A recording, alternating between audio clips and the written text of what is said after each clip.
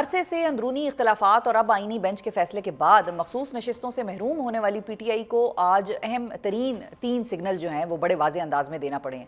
PTI के मुश्तरका पार्लिमानी इजलास के बाद मीडिया से गुफ्तगू के दौरान वज़ीर आला खैबर पख्तूनख्वा अली अमीन गंडापुर ने यह खुला चैलेंज दे दिया है कि अगर किसी में दमखम है तो वो खैबर पख्तूनख्वा हुकूमत गिरा के दिखाए, और अगर कोई ऐसा करने में कामयाब हो गया तो वो सियासत छोड़ देंगे। गंडापुर साहब के बकौल अगर किसी को तहरीक अदम एतमाद लाने या फिर गवर्नर राज लगाने का शौक है तो वो भी पूरा कर ले।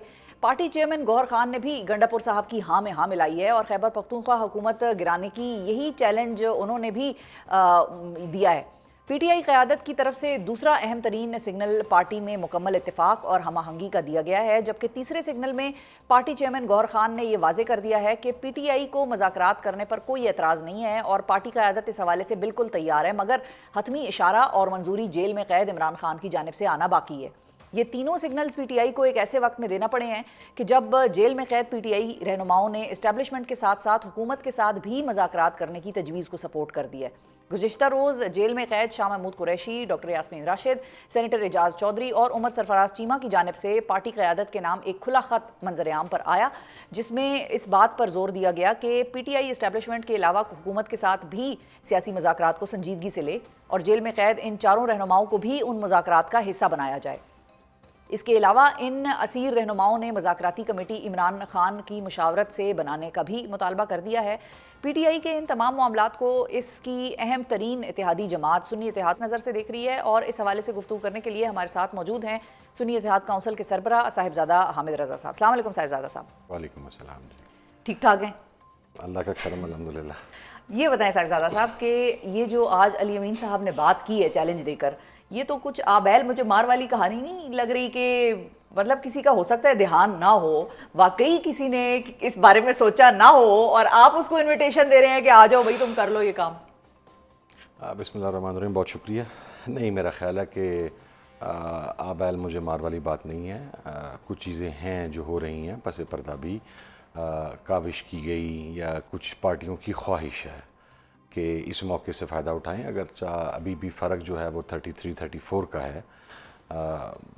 अलमिया ये है कि जिन पार्टीज़ ने इलेक्शन में 20 सीटें जीती थी, वो PMLN हो, पीपल्स पार्टी हो, ANP हो, JUIF हो, जिनको जनरल इलेक्शन में 20 सीटें मिली हैं उन्हें रिजर्व में 32 मिल गई हैं, but still they are standing on 52, वो standing on 93-94, it's hell of a big difference.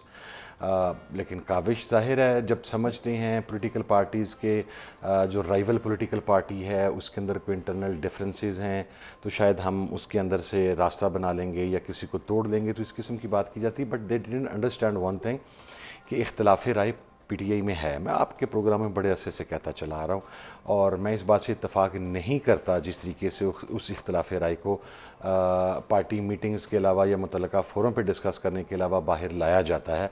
But still at the end of the day जहाँ तक पाकिस्तान तहरीक इंसाफ का या इमरान खान का ताल्लुक है, उसके पूरे पार्लियामेंटेरियंस जो हैं वहाँ पर खड़े हैं। आप देखें 26 अमेंडमेंट में कितना कुछ हुआ, कितने बंदे टूटे, 4। उनको चाहिए उन 4 को तोड़ने के लिए भी क्या क्या नहीं करना पड़ा। पूरी एक 20 दिन की प्रैक्टिस थी, किसी को उठाओ, कभी किसी पार्टी का को तोड़ो, कभी कोई मिसिंग हो, कभी हमारे सारे MNAs के PK पहुँचे वहाँ पर उन्हें महफूज किया जाए, उसके बाद 4, तो अभी 32-33 का फिगर। अच्छा, लेकिन जब चैलेंज बेसिकली उस वक्त देना पड़ता है साहिबजादा साहब कि जब आगे से आपको कुछ नज़र आ रहा हो, कोई कोशिशें होती या कोई बातचीत आपके कानों में पड़ रही हो कि भाई ये हो रहा है पीछे, और हम चैलेंज ही दे देते हैं कि अगर ठीक है तुम लोग छुप छुप के कर रहे हो तो आके सामने आके करो।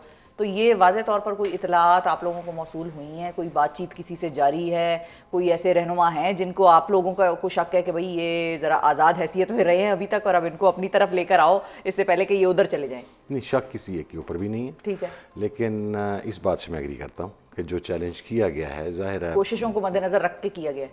जो कुछ कोशिशें पस पर्दा कुछ की गई हैं या की जा रही हैं, या शायद बड़ा खुशी का इजहार था और एक जहन में चीज़ बैठ गई थी कि अब रिजर्व सीटें गई तो ये भी तोड़ लेंगे, वो शायद मेरा ख्याल है शायद पिछले 10-12 घंटे में एहसास हुआ कि नहीं, ये बहुत बड़ा नंबर है जिसे तोड़ना पड़ेगा, और KPK में वो नंबर तोड़ना आसान नहीं होगा।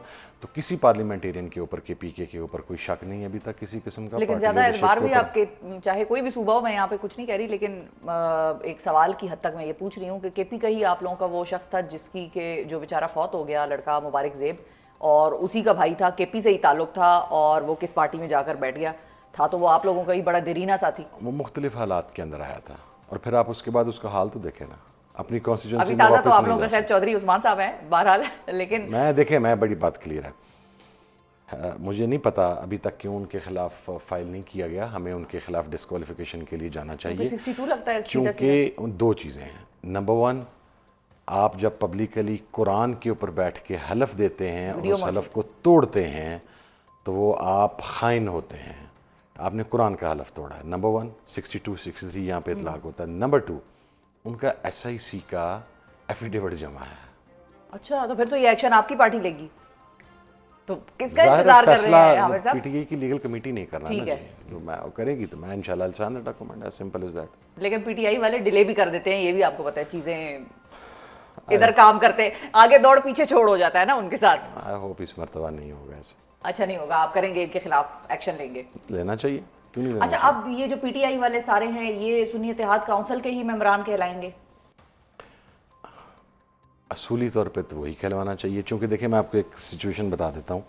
इलेक्शन के फ़ौरन बाद 48 आवर्स के अंदर तमाम पार्लियामेंटेरियंस ने SIC को ज्वाइन कर लिया। Then we went to the Supreme Court, full court का डिसीजन आ गया, उन्होंने 15 दिन का टाइम दे दिया, आप रीज्वाइनिंग कर लें। उसी डिसीजन को रिव्यू के अंदर कम तादाद में जजेस ने रिव्यू कर दिया। ठीक है, हाँ ठीक है, ये भी कभी कभी होता है। नहीं, कभी कभी नहीं होता, ये पहली मरतबा हुआ और ये दुनिया में पहली मरतबा हुआ। ठीक है, एक तो जिन जजेस ने फैसला सुनाया है, रिव्यू उनके आगे फिक्स नहीं हुआ। दूसरा, 15-13 का बेंच या 14 का बेंच फैसला सुना रहा है, आप 10 का बेंच उस फैसले को उड़ा रहे हैं। दरअसल आप लोगों के साथ हुआ ये कि आप लोग 26वीं आईनी तरमीम से पहले वाले पीरियड में रह रहे हैं। जो हुकूमत कहती है कि देखिए वो 26वीं आईनी तरमीम में ये मैकेनिज्म बन गया, अब ये होगा और ऐसे होगा, अब नया बेंच होगा और अब कम भी हो सकते हैं, फलाना हो सकता है। तो अब आप लोगों की स्ट्रेटेजी भी 26वीं आईनी तरमीम के बाद वाले, मेरा ज़ाती ख्याल है कि इनको ये भी कर लेना चाहिए, जो पंजाब की वज़ीर आला हैं वो वज़ीर आज़म आना चाहती हैं, तो किसी तरमीम के ज़रिए कह दें कि वो वज़ीर आज़म हो गई हैं, वज़ीर आज़म वज़ीर आला हो गया, कर सकते हैं, जिसकी लाठी उसकी भैंस, व्हाट कैन आई से। अच्छा, तो अब लेकिन टेक्निकली अब ये सारे सुन्नी इत्तेहाद काउंसिल के मेंबरान, जी बिल्कुल, टेक्निकली जब तो वो रिव्यू हुआ और रिव्यू के अंदर जो ओरिजिनल फुल कोर्ट का डिसीजन था वो ख़त्म हो गया, तो ज़ाहिर है उससे पहले का स्टेटस को जो था, उसके पहले की पोजीशन जो थी वो बहाल हो गई। तो अच्छा, चूँकि वो फुल कोर्ट का डिसीजन इम्प्लीमेंट भी नहीं किया नॉर्मल इलेक्शन कमीशन ने, ये रिव्यू वाला उसने 2 दिन में इम्प्लीमेंट कर दिया और आज नोटिफिकेशन कर दिए, वो रिव्यू नहीं किया, उसके ऊपर इम्प्लीमेंट नहीं किया था इलेक्शन कमीशन के अंदर और नेशनल असम्बली की वेबसाइट के ऊपर, प्रोविंशियल असम्बलीज़ की वेबसाइट्स के ऊपर आज भी वो अराकीन SIC ही के हैं। ठीक है, और इन पे अब पार्टी डिसिप्लिन भी SIC का लागू होगा। जाहिर है किसी को नैल उछलने की कोई ज़रूरत नहीं है। चेयरमैन भी तुसी बन गए हो, फिर मुबारकबाद दे दें ये ਤੁਹਾਨੂੰ। नहीं, देखिए मैं तो अपनी पार्टी का पहले भी चेयरमैन था, मैं वेरी क्लियर, ये इमरान खान की सीटें, इमरान खान की अमानत है, मैं तो फुल कोर्ट के फैसले के बाद, इमरान खान की अमानत आपने रखी हुई है ना फिलहाल, तो मैं बड़ा राजी था कि ये सारे अराकीन वापस चले गए हैं, SIC के हम 2 ही बंदे बचे हैं, एक मैं और एक फैसल अमीन गंडापुर। ठीक है, हम 2 MNA SIC करेंगे, बाकी सब इमरान खान की अमानत एज इट इज उनके पास चली गई। हमें सब ठीक है, अमानतन चेयरमैन नई कैटेगरी, ये भी पहली दफा आएगी पाकिस्तान। आप ये समझें कि मैं जिस इम्तिहान से 9 माह पहले सुरखरू हुआ था, वो इम्तिहान शायद दोबारा फिर मेरे कंधों पे पड़ने वाला, तो ठीक है, लेकिन I am very clear on it जी, इमरान खान की सीटें हैं, इमरान खान का डिसीजन है, कमेटी से लेके किसी भी सीट का MNA से रिलेटेड किसको कमेटी में लेके आना है, किसको चेयरमैनशिप देनी है, क्या करना है क्या नहीं करना, it is wholly solely Imran Khan decision. मैंने इलेक्शन से पहले भी जिस वक्त मेरे से टिकट साइन हुए थे, मैंने उस वक्त भी कहा था कि हम मुश्किल वक्त में साथी के साथ खड़े होने वाले लोग हैं विदाउट डिमांड्स, तो मेरी कोई डिमांड नहीं है, मेरी कोई जो इमरान खान साहब का फैसला होगा वही अपनी फैसला। ठीक है,